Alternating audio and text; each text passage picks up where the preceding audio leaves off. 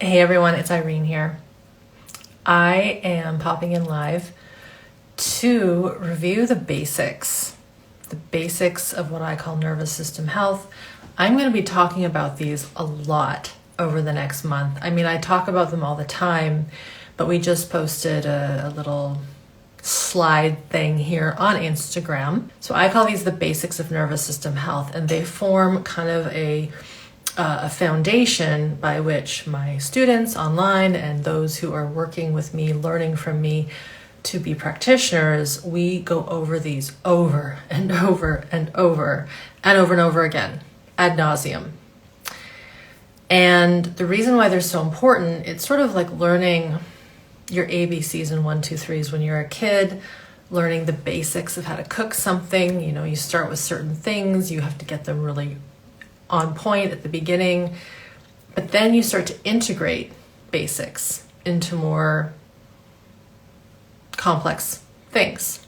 Obviously ABCs, 1, 2, 3s, words, speech, numbers, math, cooking. You know, if anybody cooks, what are your basics with a lot of things? We would call it mirepoix, right? Onions, carrot, celery. That forms the base of so many great dishes. So when it comes to the nervous system and healing the nervous system, restoring regulation back to the nervous system, which we want to heal all the things, so many things that many of us live with, chronic problems. I'm not going to go into that today because I'm always talking about chronic issues, all the things that so many of you are here wanting to heal. We start with these basics and we repeat them over and over and over again. Now, the basics alone do not constitute getting to full regulation, but we need them at the start so that when our system starts to release, move, integrate, deactivate old traumatic stress, survival stress, stuff that we have stored inside, these old fight, flight, freeze responses. So when that stuff comes up, we have formed this foundational layer of, we could say, solidity so that we can be with these intense things that we have stuffed inside of us. And one of the reasons we, when we're young or even when we're old, doesn't matter what age, one of the reasons we don't move these things out is because we don't have these basics on board. So I'll name them really quickly. Orienting, that's the first one. The second one, noticing our breath, but not changing our breath. Number 3, I would call it finding our potent posture. Number 4, following our biological impulses. And then number 5 would be positive resources. So someone asked a little earlier, what is a positive resource? So I wanted to do this video to just give you an overview of these things. And then if you want to practice them with my guidance and my teaching, that's where you go to my site and you check out my drop-in classes. You start my 21-day nervous system tune-up course. These things are taught within these online areas and of course during my Smart Body, Smart Mind curriculum. So positive resources, that would be, I don't have a good prop, but let's just say this is my favorite cup of warm tea, right? Or I've got this warm cardigan on here. It's cold right now where I am. A positive resource is something that is positive, something that you love, that you like, that gives you goodness. It doesn't have to be an object. It could be music. It could be a book. It could be a beautiful picture. It could be something that your child has drawn for you or made for you. It could be a person. It could be a memory, right? So a positive resource is something that helps us connect to the here and now, to ourselves, and it brings us down a little bit out of survival stress. Now, positive resources for many at the beginning of this work are very much external. That warm cup of tea, that blanket, that person, that sound, that music.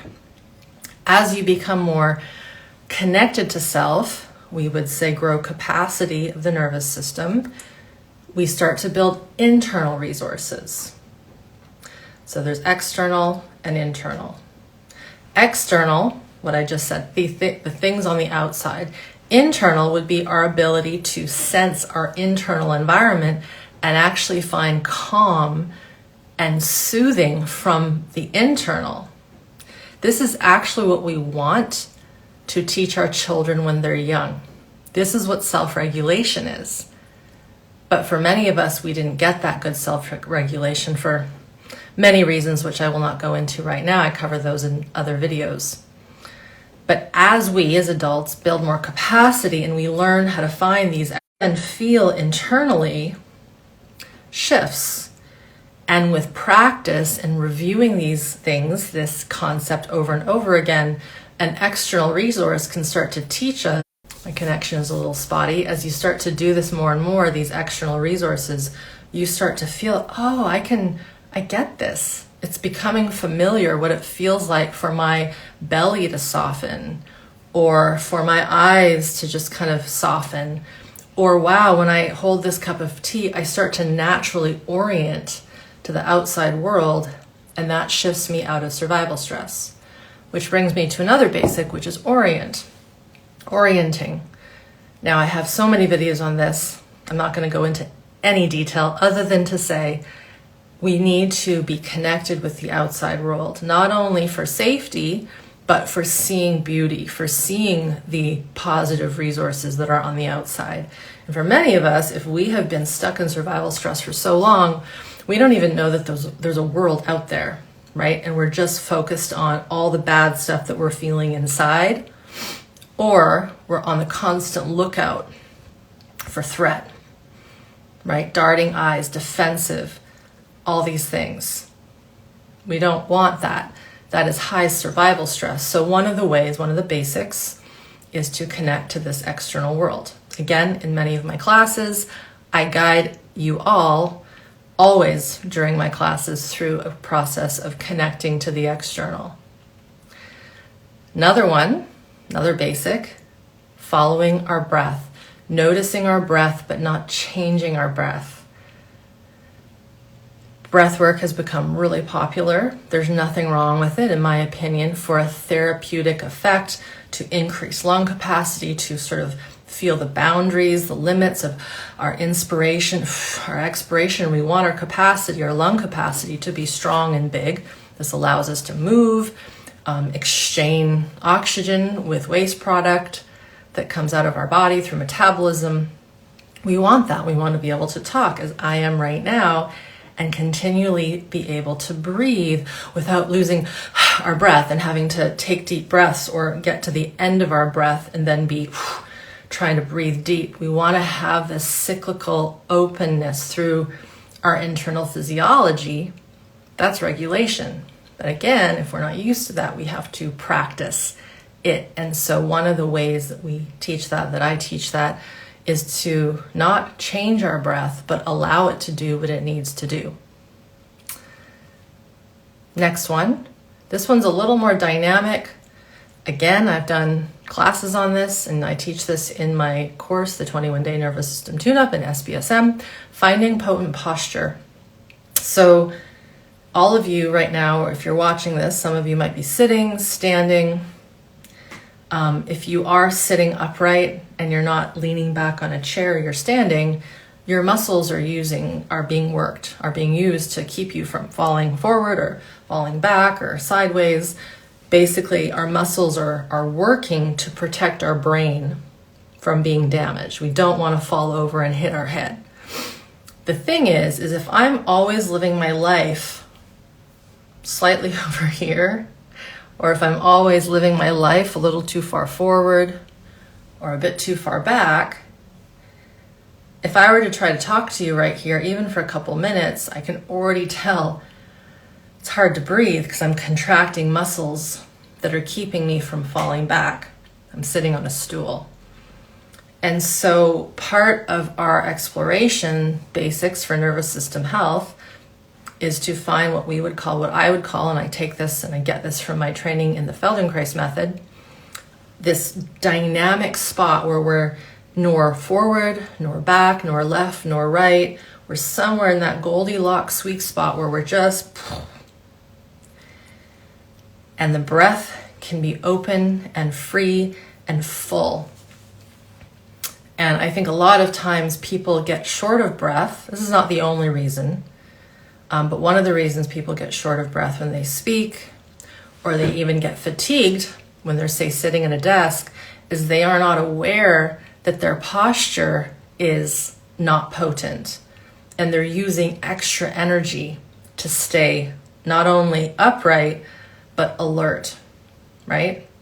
So dynamic, potent posture, again, I get this from my training in the Feldenkrais method. I call it Feldenkraisian learning. And it isn't just when it comes to standing up straight or sitting up straight. This is also essential if we do sport. Martial artists know this so well. You cannot be caught off of your potent posture or your opponent will get you. And this happens in the wild. Animals in the wild that are preying on other animals, right? They will see in the pack an animal that has a little bit of a limp. And they will see that out of a herd, dozens of, say, impala, right? The lion will see that, hone in on it, and look and go to that animal that is a little less potent. And humans are the same way. You know, people can tell when someone is more likely to be taken advantage of, not just because of their unresolved stored trauma, but because of the way they hold their body. So we've covered resources, orienting, breath, potent posture, the final one. And this is by no means everything I teach. This is just the beginning basics, those ABCs and 1, 2, 3s. The one that I have not mentioned is following our biological impulses. This is probably one of the simpler ones to practice and work with. And that comes down to just noticing when you need to go to the bathroom. Are you thirsty? Are you hungry? Do you need to get up and take a break? Are you tired? Do you have energy that you have to express? Do you have to speak something? Do you have to hold back? Do you have an impulse to turn a direction when you're driving? You don't know why, but think that I should go this way instead of that way. Now, this is all essential information for us to start to listen to, because so many of us it's not that, well, we were never allowed, for many of us, to follow our impulses, right? We were told, stop doing that, or don't cry, or no, you're not hungry, or you'll be hungry later, right? Or drink water now, not then. You know, the amount of times I've heard people say that they have trouble with going to the bathroom, or there's deep shame around these simple biological processes because when they were in school, they had to go and the teacher said, no, you're not allowed to go yet. You got to wait until so-and-so comes back. Like, it's really messed up how we teach children to stop following their impulses by these imposed, conditioned rules of, let's say, society. So one of the key ways to start to bring more capacity to your nervous system is to listen to your biology and really listen to it and follow through with what it wants and what it needs. This is exactly what we should have had happen when we were infants through our primary caregiver. Usually it's our mother. We cry. Something is not right. We are in distress. So she connects with us. She co-regulates with us. We get what we need. We feel that connection, that attunement, and then that allows us to then soothe. Because we can't go back to that time, we have to do that with ourselves. So this concept of attuning to our biological impulses, following them, is attuning to ourselves now as adults. So we can relearn this through these basic processes. The nervous system is there giving us these cues, and we want to listen. The autonomic nervous system is also what stores our survival strategies: fight, flight, freeze, shutdown. So when our system is overly reliant on trying to survive, it's tougher to notice these impulses. It's really good to override and ignore hunger, temperature, fatigue. We numb it all out. And so part of getting it back online, again, back to the basics, is to listen to these impulses and just get back in there, be curious, listen, and then follow through with what your body needs. So that's what I want to talk about today. Again, this was prompted because someone asked today in one of our slides here on Instagram, what is a positive resource? So I wanted to talk about that and do a video to explain positive resources, and then with that, the other basics of nervous system health. So thank you everyone for being here. Will be a quick one today. I will sign off, and as I've said in the past, if you're new here, the best way to get into my information is to go to my site. It's always linked on the bio, and there you'll find resources, free trainings, and then of course my classes and my online programs. All right, everyone. Bye for now.